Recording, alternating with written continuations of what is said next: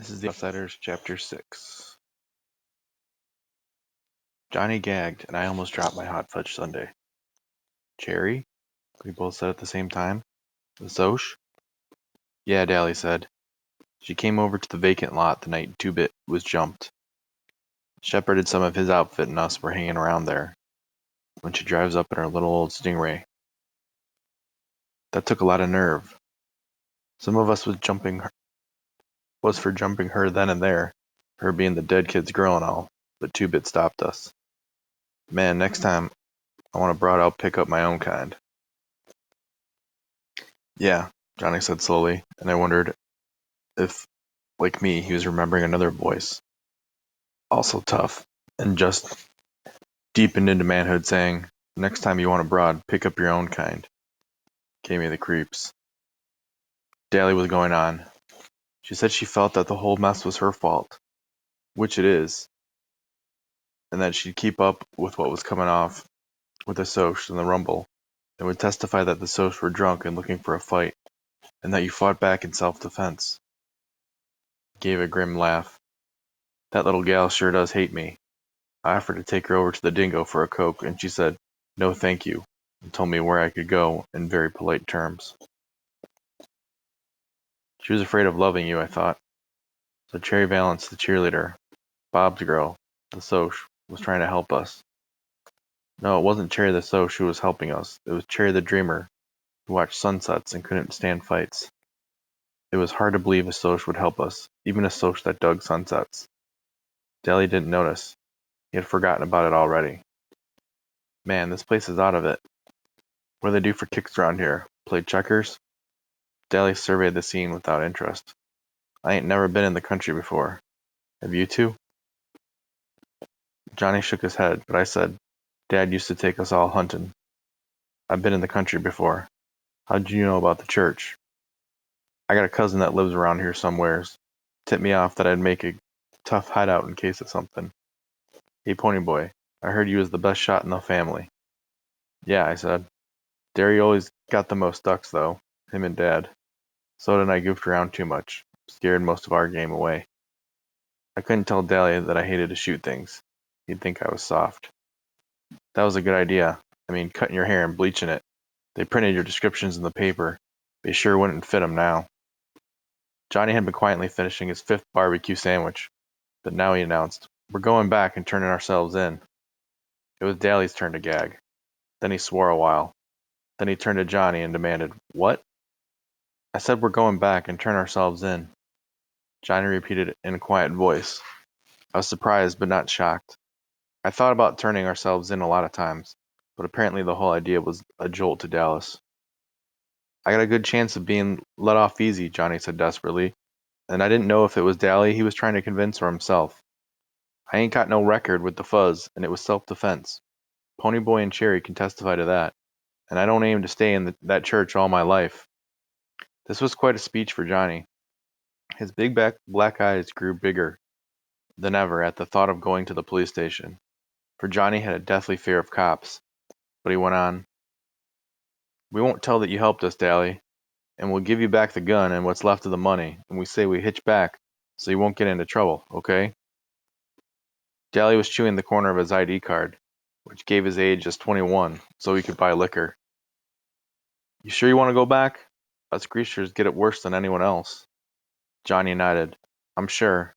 It ain't fair for Ponyboy to have to stay up in that church with Derry and Soda worrying about him all the time. I don't guess—" He swallowed and tried not to look eager. "I don't guess my parents are worried about me or anything." "The boys are worried," Dally said in a matter-of-fact voice. "Two-Bit was going to Texas to hunt for you." "My parents," Johnny repeated doggedly. "Did they ask about me?" "No," snapped Dally. "They didn't. Blast it, Johnny, what do they matter? Shoot, my old man didn't give a hang whether I'm in jail or dead in a car wreck or drunk in the gutter. That don't bother me none." Johnny didn't say anything, but he stared at the dashboard with such hurt bewilderment that I could have bawled. Dally cussed under his breath and nearly tore out the transmission of the T-Bird as he roared out of the Dairy Queen. I felt sorry for Dally. He meant it when he said he didn't care about his parents, but he and the rest of the gang knew Johnny cared and did everything they could to make it up to him. I don't know what it was about Johnny. Maybe the lost puppy look and those big scared eyes were what made everyone his big brother, but they couldn't, no matter how hard they tried, take the place of his parents. I thought about it for a minute. Derry and Soda Pop were my brothers, and I loved both of them, even if Derry did scare me. But not even Soda could take Mom and Dad's place.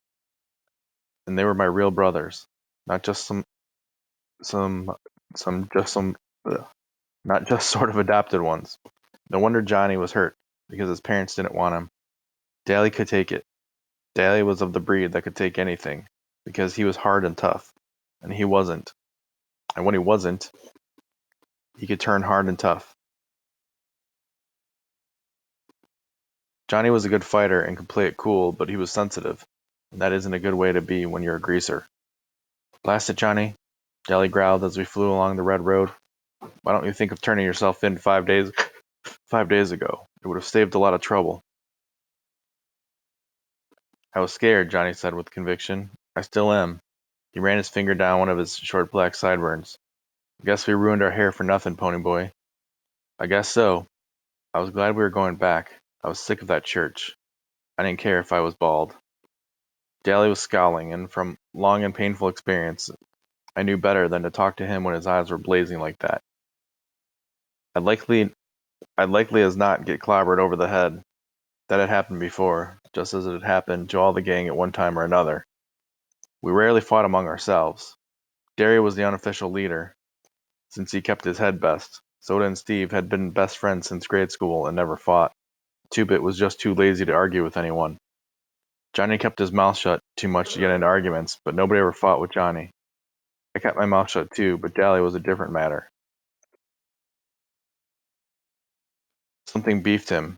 He didn't keep quiet about it. And if you rubbed him the wrong way, look out. Not even Derry wanted to tangle with him. He was dangerous. Johnny just sat there and stared at his feet. He hated for anyone of us to be mad at him. He looked awful sad. Daly glanced at him out of the corner of his eye. I looked out the window. Johnny? Daly said in a pleading high voice, using a tone I had never heard him before. Johnny, I ain't mad at you. I just don't want you to get hurt. You don't know what a few months in jail can do to you. Oh, blast it, Johnny. He pushed his white blonde hair back out of his eyes. You get hardened in jail. I don't want what happened to you like it happened to me. I kept staring out the window at the rapidly passing scenery, but I felt my eyes getting around. Daly never talked like that. Never. Daly didn't give a Yankee dime about anyone but himself, and he was cold and hard and mean. He never talked about his past or being in jail that way. If he talked about it at all, it was to brag. And I suddenly thought of Daly in jail at the age of 10, Daly growing up in the streets. Would you rather have me living in hideouts for the rest of my life? Always on the run? Johnny asked seriously. If Daly had said yes, Johnny would have gone back to the church without hesitation. He figured Daly knew more than he did. And Daly's word was law. But he never heard Daly's answer. For we had reached the top of J Mountain, and Daly suddenly slammed on the brakes and stared. Oh, glory, he whispered. The church was on fire. Let's go see what the deal is, I said, hopping out. What for? Daly sounded irritated. Get back in here before I beat your head in. I knew Daly would have to park the car and catch me before he could carry out his threat, and Johnny was already out and following me, so I figured I was safe. We could hear him cussing us out, and he wasn't mad enough to come after us. There was a crowd at the front of the church, mostly little kids, and I wondered how they'd gotten there so quickly. I tapped the nearest grown-up. What's going on? Well, we don't know for sure, the man said with a good-natured grin. We were having a school picnic up here, and the first thing we knew, the place is burning up. Thank goodness this is the wet season, and the old thing is worthless anyway. Then to the kids he shouted, Stand back, children. The firemen will be coming soon. I bet we started it, I said to Johnny. We must have dropped a lighted cigarette or something. About that time, a lady came running up. Jerry, some of the kids are missing. They're probably around here somewhere. You can't tell with all this excitement where they might be. No, she shook her head. They've been missing for at least half an hour. I thought they were climbing the hill. Then we all froze. Faintly, just faintly, you could hear someone yelling, and it sounded like it was coming from inside the church. The woman went white. I told them not to play in the church. I told them. She sounded like she was going to start screaming. So Jerry shook her. I'll get them, don't worry. I started at a dead run for the church, and the man caught my arm. I'll get them. You kids stay out. I jerked loose and ran. All I could think was, we started it. We started it. We started it.